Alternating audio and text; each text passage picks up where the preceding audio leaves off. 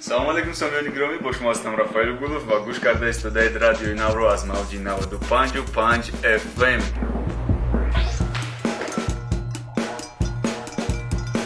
Всем привет, я Рафаэль Гулов, блогер, инфлюенсер и с недавних пор также радиоведущий.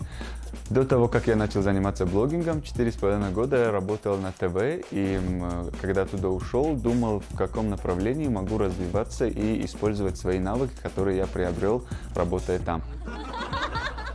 YouTube и Instagram отличная площадка для этого, и тогда еще пусто было, мало было каких-то блогеров, которые качественно снимают, качественно делают контент.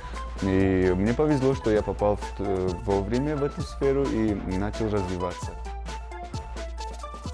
Когда я начинал, не было таких людей, которые бы сказали: Рафаэль, вот садись, смотри, это все вот так снимается, вот так делается. Я опыт и навык набрал в процессе работы на ТВ, и сейчас с удовольствием делюсь с ребятами, потому что думаю, что это важно, и очень рад, что могу нести какой-то вклад в развитие блогинга и медиа.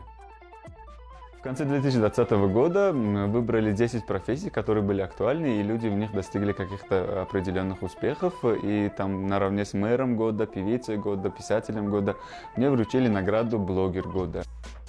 Я решил не останавливаться на том, что я просто блогер, и с недавних пор я радиоведущий. Мне предоставили площадку для реализации своих проектов. Таким образом, я расширяю аудиторию. К сожалению, как мы наблюдаем, в последнее время очень много талантливой молодежи уезжают из страны и думают, что здесь не могут развиваться и достигнуть успехов. А я, наоборот, в свою очередь, не хочу никуда уезжать, хочу развивать медиасферу. И думаю, что неважно, где ты находишься, если ты талантлив и умен, ты можешь достигнуть успеха и в своей стране.